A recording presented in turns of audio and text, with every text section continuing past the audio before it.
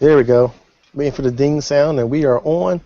This is Anthony F. here, Mobile Tech Heat with Shane from Android Fanatics.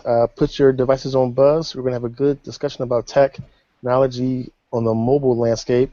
Shane, how are you today? Oh, I'm good. Didn't have to work this morning, so I'm really good. I got to sleep in. Oh, that's not fair. I had to work all this morning and the afternoon. Okay. So, I wanted to talk first about Twitter.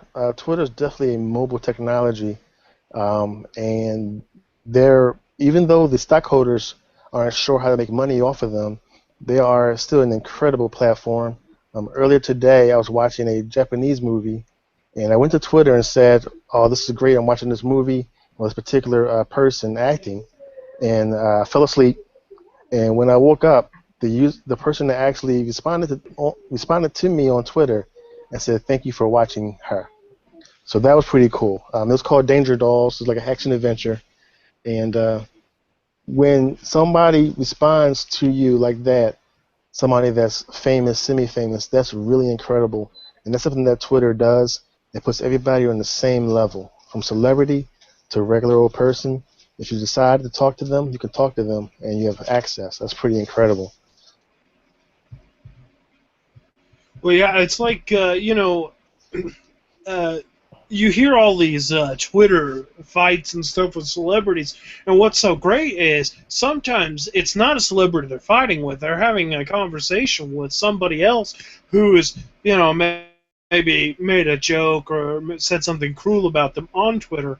Mm-hmm. And this is something pretty relevant because, as I usually try to do, I listen to Leo Laporte. One of his tech, he's got several, but one of them was talking about Twitter has teamed up with this, and I can't remember the name of it, and I'm sorry, but they've teamed up with this women's right group that's going to try to help. I guess Twitter's got a bad problem of abuse. Men, people trash talking women or harassing them, tweeting out, threatening them, and that type of thing. And this company, they worked with Facebook and changed the way Facebook stuff worked, and now they're working with Twitter to try to make it a little bit more safe, which is great. Because that's the main reason I don't use a lot of Twitter a lot, is because I've always kind of felt it's like this, people don't take you seriously on there. You'd have much better luck on Google Plus or Facebook as far as promoting your business or whatever, which is mainly what I do with my time is to promote this. And so that's one of the reasons I don't use Twitter. But if they can get that figured out, I think Twitter's going to be one of those amazing. It's always been amazing, and I think it will continue to be amazing. But it'll be better if we can get through some of this, because it's in the news right now. Everybody's got a heightened sense to all this, and I'm hoping that Twitter will be restored back to not just some kind of a place to make fun of people, but be a legitimate kind of app. Because when Twitter first came out, it was great. I really liked it, but in recent years, it seems like all the time you just get lots of hateful comments on your posts. And I don't understand why people do that, but apparently it's a big deal on Twitter, where it's not as big on Facebook or Google Plus. Yeah, because Twitter allows you to have an alias, it does allow some cowards to hide behind their alias name and do things that they normally wouldn't do in person. It gives people empowerment to be tough, Twitter tough. Even though they were right there in front of your face, then they won't say those things. So that is unfortunate that, along with the best positive things that can happen on Twitter, are the worst things that can happen on Twitter. And if you're saying that they're trying to regulate that, that's great. That's it's human nature. So right now I find that impossible to stop. But if they can discourage some from doing that, then that'd be great. Well, and what they've done, and I should have been more specific when I first started talking about this, they're making it to where if a woman, and I imagine you could as a male too, perhaps, if you feel harassed or threatened or something, you can go and fill out a form and tell someone, hey, you know what, I don't feel safe about this tweet, and they will do something to kind of take care of that. Okay. But I can also play the devil's advocate on your other statement where you said it gives them a kind of a blank curtain, so to speak. And basically, it also allows people who wouldn't normally join such a site, because there's a lot of people out there that don't want their personal information online, but they'd still like to see what's going on a daily basis. It gives them an easy way and a quick way to learn about, different people or be able to be in direct contact with people they've never met without worrying about being, without all of their personal information being out there. Yeah, yeah. Like in the beginning, I used Twitter to get the news. Like I still now, I don't read the papers in Philadelphia. I follow the papers on Twitter. So second something's happening, on PhillyNews.com, I see it on Twitter, and I click the link if I want to, or I just scan the titles, and I am up to date on the news in Philadelphia. So that's perfect. That's perfect like that. Now, and speaking of scanning, Kevin Rose launches Watchville per TechCrunch. Supposedly it's an app for luxury watch enthusiasts, and it looks to launch more luxury e-commerce apps. So I'm not sure you're familiar with Kevin Rose, but he and Leo Laporte, they started Screen Watchers and Old Tech TV, I think, years ago. But Kevin really is a iPhone enthusiast, iOS, and he's following that same suit. Even though he works for Google now, I think he's a venture capitalist, but he still does development. And because iOS is really, I don't want to say privileged, but people that use iOS feel, like they're in another level. So for him to make this Watchville app for luxury watch enthusiasts, he's preparing for the new iPhone watch that's coming out, and he might do good because really iOS is considered a platform that you buy things on, and people feel good when they have an iPhone and they know that they paid a lot of money for it. Steve Jobs has created value for a square phone, and there's nothing wrong with that. It's pretty good. How do you feel about that? Well, I'll be the first to admit that I'm a bit of an Android fanatic, first and foremost. So, for me to try to openly comment on this, I'll have to go into, my tech side of my brain here. And, like I said, Steve Jobs did a really great job of creating a brand. It wasn't so much the products that he built.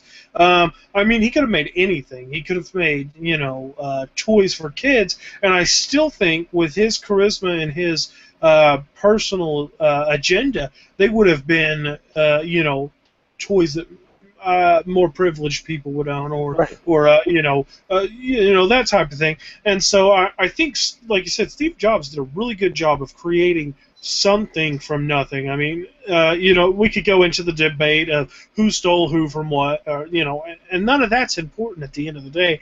When you've got people that are creating such great products, and I haven't played with the Apple Watch or, in fact, any of the watches, to be honest, but I imagine they all work in the general same way, and so to build an app that's specifically for people who have those devices that are maybe more, I don't want to, condescend on people who have iPhones or anything, but, to use the word privilege again, those people who have devices that are privileged, air quotes there, I think it's a good idea because, obviously it's going to put some money in that guy's pocket because he's thinking ahead.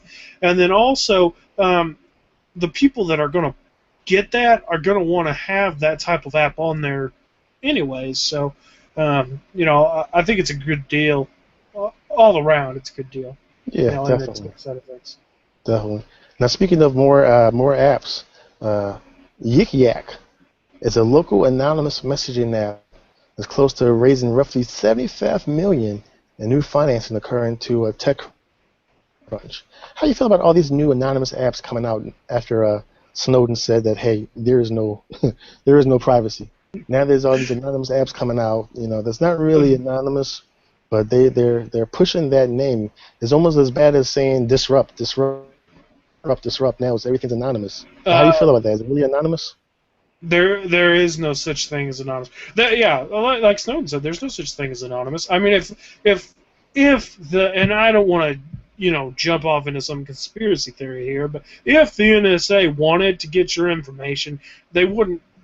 They could get it. There's no problem there. And I'm not saying that they're sitting there trolling your computer and phone all day long, but I'm not a big fan of the anonymous thing. I think it's more of a sales point than anything. I think it's more. It's glitter. It's not. I mean, nothing is completely anonymous because even when you send an anonymous something, your phone carrier still has access of that something transferring. They may not be able to say what message you sent or what app was used to send it, but they're going to know that you did something on their network. I mean, that's how they keep track of your data. Mm-hmm. So obviously there's a way to track that stuff, and all these companies are coming out with these anonymous, apps. I think they're just jumping on that bandwagon. They're trying to take advantage of people who are paranoid of that the government's spying on them, or people who honestly are trying to keep their information out of the out of the public reach. Which, to honest to God, my parents are nowhere near computer people at all, and I can still look them up on the internet with no problem and get their home address. I mean, and they've never put any information. They don't even have Facebook or anything. I mean, they're old school as it gets, and they don't do. I mean, they just now got internet because my youngest brother's going to college and he has to have it. So, before they even owned internet, I could still find their house, and I could verify that yes, that is the correct address, and that's so. Honestly, like Snowden said, there's no such thing as anonymous, or if someone wants your information, they can get it. That's just the sad truth. But I feel like maybe they're taking advantage of those who are honestly trying to keep their information as anonymous as possible, and then also those who are skeptical of the government. So. Yeah. There's an amazing article written by the guy that works for EFF, Electronic Frontier Foundation. He actually was pivotal in having Snowden connect to the person that did the video about him. And the guy, he's a security, internet security guy, and he talked about how during that whole conversation, the whole time, they were trying to be secure, but it was almost impossible. There were weakest links in that whole thing where Snowden didn't hide his identity properly via email, and the other reporters didn't know how to hide themselves online, and he had to show them how to do it. There's always a break point in anything because we're all human. It was made by humans. But we can be as secure as we can. Like encryption is good. Make sure that when you go to a website that has HTTPS at the end when it's time to put your credit card information in there. But even technically with that can be broken. There are tools out there that strips the security, the SSL, and now they're moving to TLS. It's supposed to be more secure, but that's going to be a break for that soon. Basically, if you don't want anything on the internet that's secure, don't do it. If you do bank online, just pay attention to your history, because there's a slight chance you could be hacked. If you're a high-value profile, you could be hacked. It's inevitable. They want you, like you said, not only the government, but the bad guys want you, and they have enough patience, they can get you. Usually it winds down to how much patience the bad guy has. If he doesn't mind crunching and trying to figure out your 16 alphanumeric password, he'll set it and go to sleep and wake up and it's broken. But if you're not a high-value target, they don't care about you. Yeah, and that's the thing. You can never be too secure. There's always room for improvement. I mean, if you look at all these companies that have been hacked, I mean, Target, Kmart, I can't even think of them all, but there's been so many security breaches on huge companies. If they can get to a company like that, there's no question in my mind that they can get to someone like me who shops on eBay and Amazon all the time. I mean, they can be as secure as they can, but like I said, chances are if they sit there long enough, they can figure it out. But I don't sit there and worry about it too much because my bank does a pretty good job of um, protecting me and their customers. So as long as, like you said, keep an eye on your finances, and if you're doing online shopping, be sure you print out those receipts. I think even Amazon will let you print off the receipt if you want. Do that. That's a good safeguard. That way, when the bank says, "Well, you spent $200," you can say, "Well, I don't have a receipt for $200. I always print my receipt."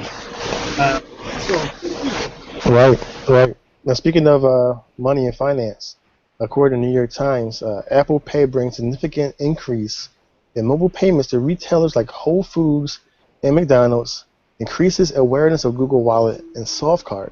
So as you spoke about earlier, because Apple has created this value around them, even though they're using the same technology as everybody else, now retailers who were probably skittish about Google Wallet, or NFC, now that Android's using it, they think, okay, well, let's try it, and now it's going to be more mainstream. And because of that, it also increases, as it says, awareness of Google Wallet and other people. SoftCard, I think that's in Japan. SoftCard? No, that's here. It's Okay. I can't remember. I've got it on my phone actually. It comes standard on. I think it's AT&T stuff. I don't think it has anything to do with AT&T, but it's something to do with. Right. It's basically Google Wallet. It used to be called ISIS. They Oh, changed the name. right. They changed the name Right. because they want to be related with the bad guys. Exactly. But they say that it brought awareness to, and I don't know if I believe that fully and truly, because I know a lot of people out there have used Google Wallet quite a bit.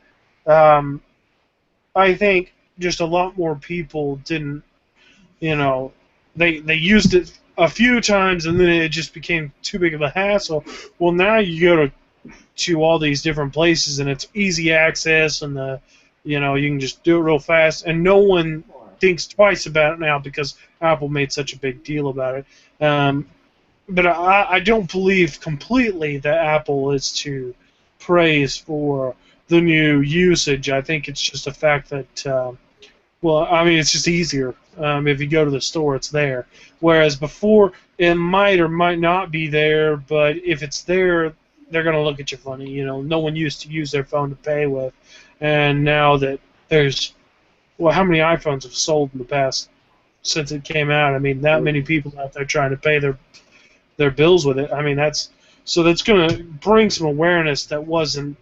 And I don't know. I just don't feel like we should give all the credit to Apple. Yeah. They definitely raised their awareness, but they weren't the first, of course. Well, Speaking and like I mean, okay, yeah, we could go on. and speaking of not being the first, Uber is in the news again. We talked about Uber last week. The Hackman's app. Well, now they're integrating with Spotify to let passengers become backseat DJs, according to TechCrunch. Now, I don't understand because usually if I'm driving, I'm the DJ. So I don't know about this backseat DJ thing happening. You can be playing your music in the backseat while I'm trying to drive you around. I don't know. How you feel about that? Well, if my question is, what happens when you get out of the car? That cabbie can't keep listening to the song. So he's going to hear like 2 minutes of each song that gets played, so he's not going to understand the full lengths of every song. That's sad. Now, in all honesty, I think that would be really annoying for the driver. Because, some music I find a little bit more obnoxious when I'm trying to concentrate, and I'm sure these guys don't have to do too much concentration on where to turn and when to turn, but I would imagine that could be frustrating if they're filming out to a song that you can't stand. I don't know. It just seems like a silly. I think they just needed a big name to help kind of get out there. Spotify was like, "Oh yeah, we'll help you out," And,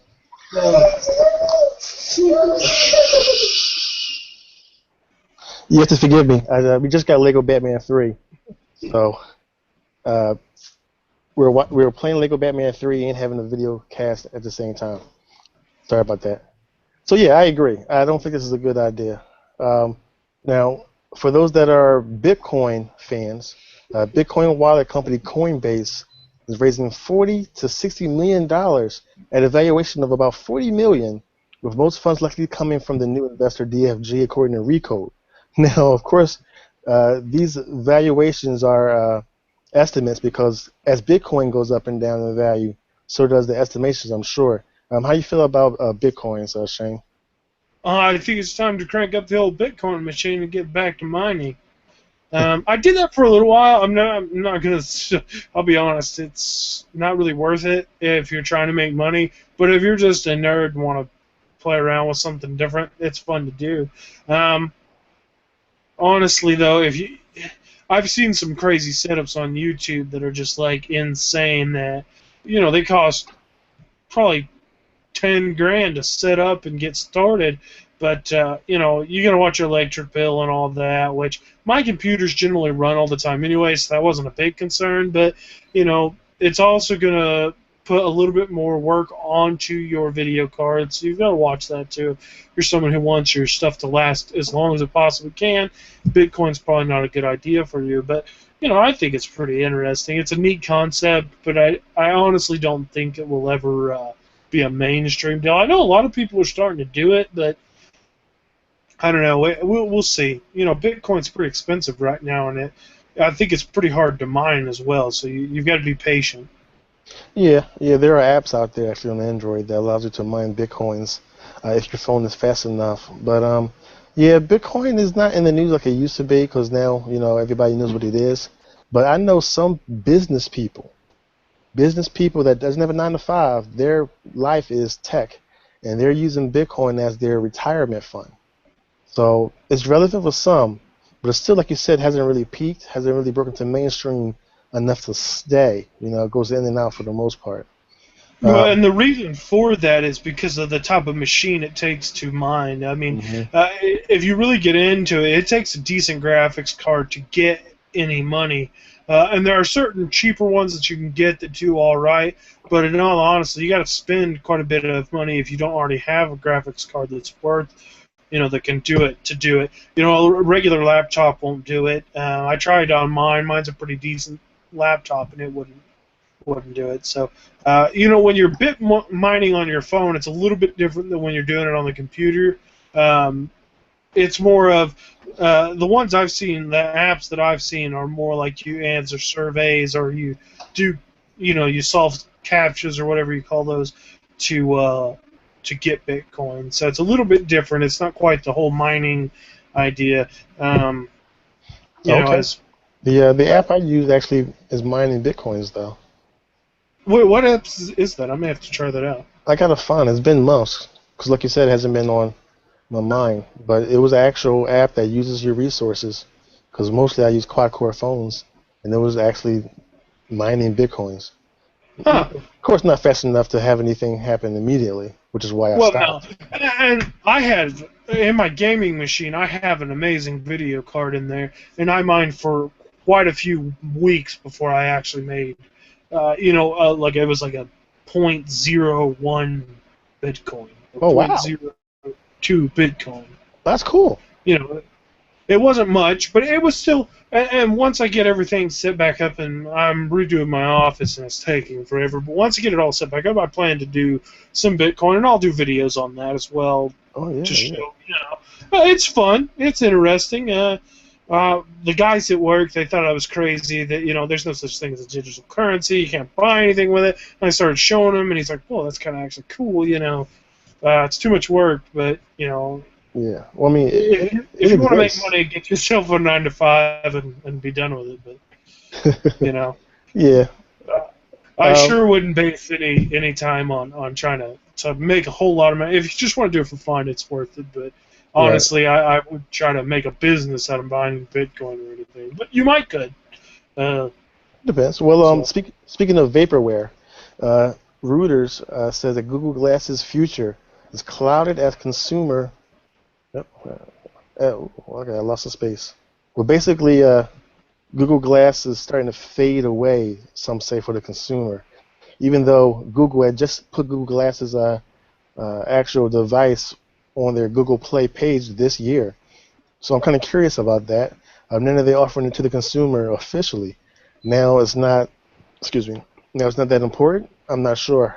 I did post a couple weeks back a person that downplayed Google Glass and said that there was a privacy issue because of the app's potential on Google Glass where you can see people and see where they are. I don't see a criminal buying Google Glass and profiling people to steal things from them and or see that they're not home and go into their house.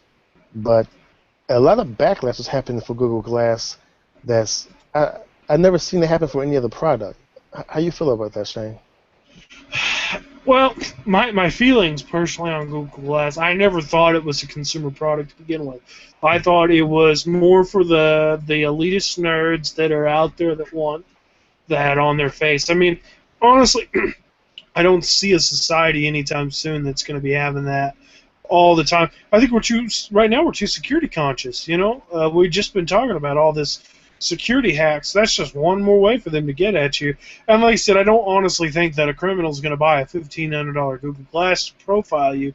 He's going to sit outside your house with a $15 pair of binoculars and watch you all day. I mean, if that's what he's after, but you're going to have something pretty good for him to spend $1,500 to steal from you, because I guarantee if he stole all the stuff in my house, he might make that much trying to pawn it off, but he'd have to carry everything out. So, you know, like I said, I honestly don't think that that's a big deal for people to worry about. Now, you know, online hackers, they might have a little bit more luck. They might be able to see. I mean, I don't know what they could gain by knowing where you are.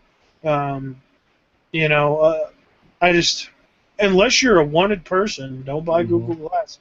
Yeah. If you're trying to escape the cops or something, because they'll be able to pinpoint you. But I just honestly, I never thought Google Glass was a consumer product. I don't know why they. I mean, I was glad when they offered it to everyone, just because everybody wanted it.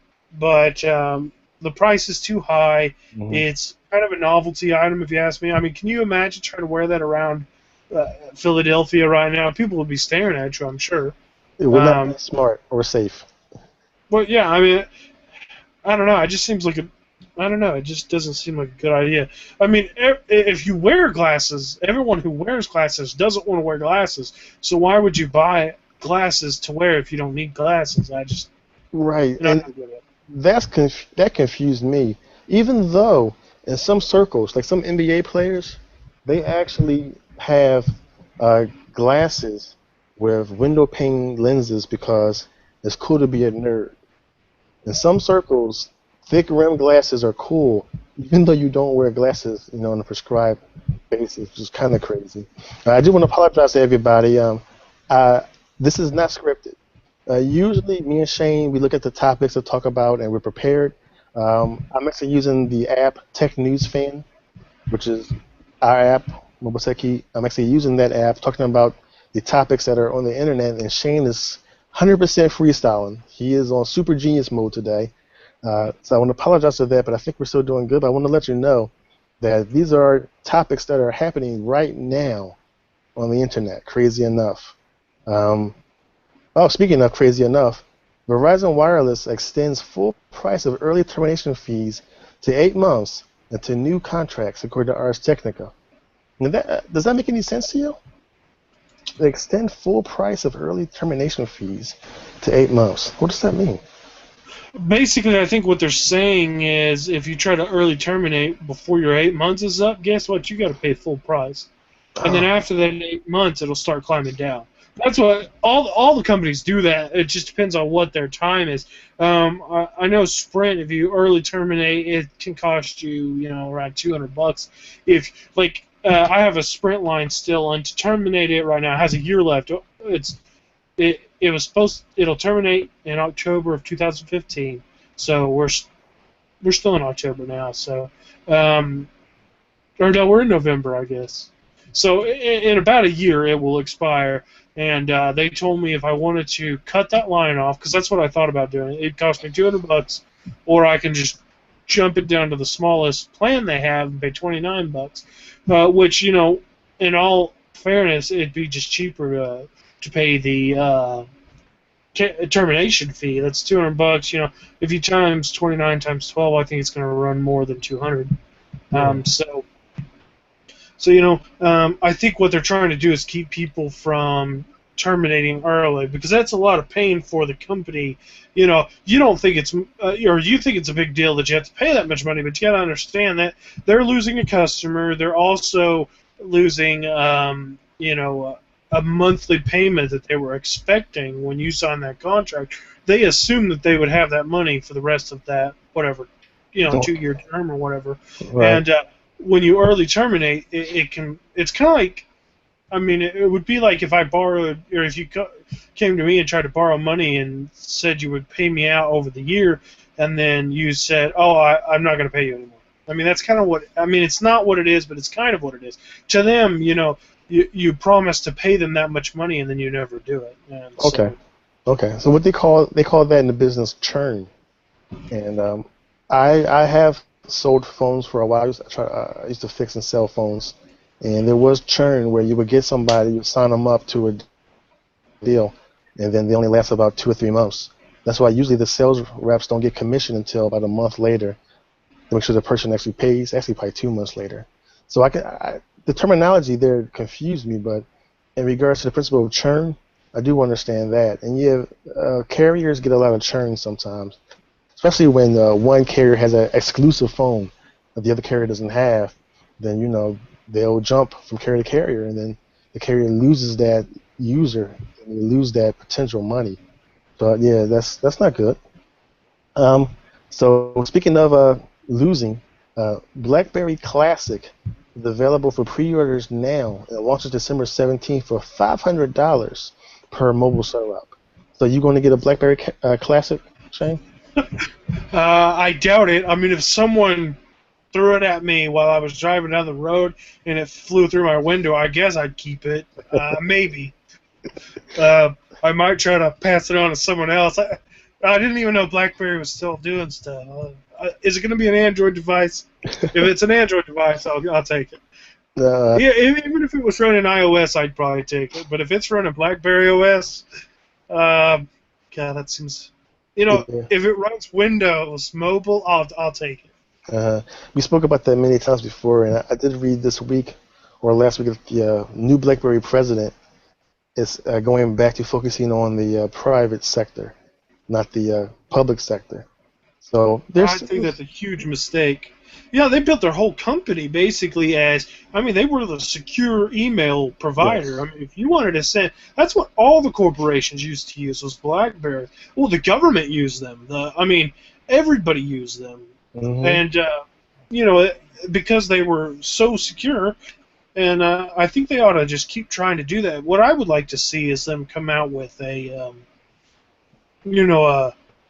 email client app like their app that used to be on their phones, because it was a good email app especially for corporations. You don't need a lot of frills and fancy stuff. You just need the basic send an email, type it out, send it, that type of thing. And they did a good job at that, and I think I'd like to see them do that. However, I did download the BlackBerry app on my Note 4. I went ahead and downloaded it because I remember talking the last couple of times that there were some new updates to it, and so I wanted to kind of test it out and see what it was about. So maybe there is still hope for BlackBerry. I don't know that I'd go out and buy a $500 phone, though. That seems a little expensive. Right. Well, speaking of reinstalling something, Walmart will now match an Amazon price. So that means install Amazon on your phone and go into Walmart. And if you see something in Walmart that you like, but it's cheaper on Amazon, show that to them, and they will match your price. How you feel about that? They're doing it because it's so much. Christmas is coming up, and they're scared that Amazon's going to beat them on all their prices. They did a lot of that last year. In fact, every Christmas present my wife ordered came from Amazon. Mm. When it was Christmas time, we got 15 packages in the mail. We just left them in the box, wrapped them up, and sent them on their way. It's easy. You don't even have to box it up. You don't have to go buy a box or a bag or anything. You just get some wrapping paper and wrap it, and it's great. I love Amazon. I really do. But occasionally I am at Walmart and I'll see something and I'll jump on my Amazon app and go, oh man, I get that cheaper on Amazon. I gotta wait 2 days, but I can save $4. I don't know if it's worth it, but especially if it's something I don't need right away, I could do that. But now, if I can go to Walmart and that item's there, and it says, you know what, it's cheaper on Amazon, well, I can get it for the same price now, and not have to wait the 2 days shipping or whatever. Yep. And I think this is going to work really well for those who have Amazon Prime. There's a lot of stuff on Amazon Prime that you get, with you get discounts and different things without. So I think, it may. I think they're trying to compete with the online shopping this year because I do know last year all the gifts we bought for Christmas and that type of thing were all from Amazon. Like I said, we got the boxes in and wrapped them up, and we were good. Yeah. They're trying to reclaim their lost profits. I think Walmart might be the only thing that's still alive physically in regards to brick and mortar because everything else is online. And it's really just desserts because Walmart pushed out all of the small stores. Because of Walmart, all of the small corner stores, hardware stores, variety stores, Mom and pops. stores you can go and buy socks from on the corner is gone because Walmart has devoured all of that. So now they see Amazon taking their lunch, so they're fighting back. And that's good. That's good competition. Go ahead. If you think about it, Walmart's the little guy in this scenario. Look at Amazon. They're huge. They are a multi-global company. They are huge. And beside Walmart, Walmart's got to look pretty tiny. I mean, I don't know what the infrastructure of Amazon is, but I'm sure it's ginormous. Yeah. Well, the fact that they can cater to a whole world, quicker than Walmart can cater. Even Walmart has a website too, but just Amazon and their products that they have is just amazing. I mean, Walmart's trying to compete. They have Voodoo now merged in with for their movies and all, so they're trying to compete. They realize that there's more space than just the physical space. They know that they can fight on the internet also, so that's cool because they have money to do that. I want to do a quick shout out to Rumi Hanai. That's the actress who replied to me on Twitter. Thank you for that. But you have anything else going on out there, Shane? Well, this past week I did a little jailbreaking on the. I updated this iPhone. It's an iPhone 5S. Yeah, 5S. Yeah, 5S. To 8.1, and then I jailbroke it. Got Cydia running. It's an untethered jailbreak for that. It's pretty awesome, if you jailbreak stuff. And then I also did some flashing. I think I sent you a picture of me installing Liquid Smooth ROM on my Note 2. Yes. So I've been doing a little bit of hacking, if you will. I've also been doing a little bit of scheduling. I'm going to start doing, all the things that I want to do in life. I don't have enough time to do everything that I have got my hand into because I have this habit of jumping headfirst into something without thinking about the long-term effects. And so this week I've been trying to schedule, and I've decided that my schedule is going to be a little bit different, which I'll be announcing that on all my channels, and trying to make it a little bit easier on myself as far as that. But I've also been. I tell you what, I love that Amazon gives away free apps. Yes. Every day it's like a little present on my phone. So if you guys didn't know, Amazon gives away free apps, and sometimes they're pretty expensive apps, and sometimes they're ones you're like, I don't think I'll download that. But you can check it out for those who, and I'll probably be doing reviews on some of those apps. It's an easy way for me to give you guys, premium apps that, or give you knowledge about premium apps that I probably wouldn't be able to buy. I can't go spend $12 on an app that I'll use one time. So, Right. So that's pretty awesome. But that's about all I've been doing. Just playing around with the different mobile OSs. I've been contemplating getting a Windows mobile phone to play with. I think that'd be pretty awesome. Okay. Um, I just haven't decided yet. You know, you can get those cheap Windows mobile phones that are like the Lumia 520 or something like that. You can get them like $100 or something like that. Those prepaid ones, and they're pretty good specs. They're decent, and so you know, I'm pretty excited about the idea of maybe a Windows mobile side of things too. So. Yeah, yeah. They just tried on the mobile to pawn, I think it's what it's called. How hackers try to pawn mobile devices, and with the latest Windows phone setup, you can't crack into it because of their sandbox. So basically, a sandbox is what Windows Mobile operating system gives every app. They give you a little sandbox to play in, but you can't go out of that sandbox. And because of that, now supposedly Windows Phone is a very secure device. So it'll be cool, for you to test it out, see what you can do with it. Yeah, no, and that might be they might be looking at that as a corporation deal. Mm-hmm. You know, if as an IT head at one time, I know the idea of, you know, Android's great, but the problem is you could download just about anything on those phones, and if it's a work-specific phone, you don't want them downloading apps that you don't, you know, that your customers wouldn't like if, you know, if the customer were to see them on that particular app or whatever. And maybe this is a way where you can actually, as an IT administrator, be able to eventually have access to blocking certain apps at a corporate level, because that's pretty awesome that they would make something super secure like that. And then that also gives them grounds to create, you know, they create little sandboxes inside of a bigger sandbox that would give, you know, a business more options when it comes to the little sandboxes, what they can do inside of that. Yeah, absolutely.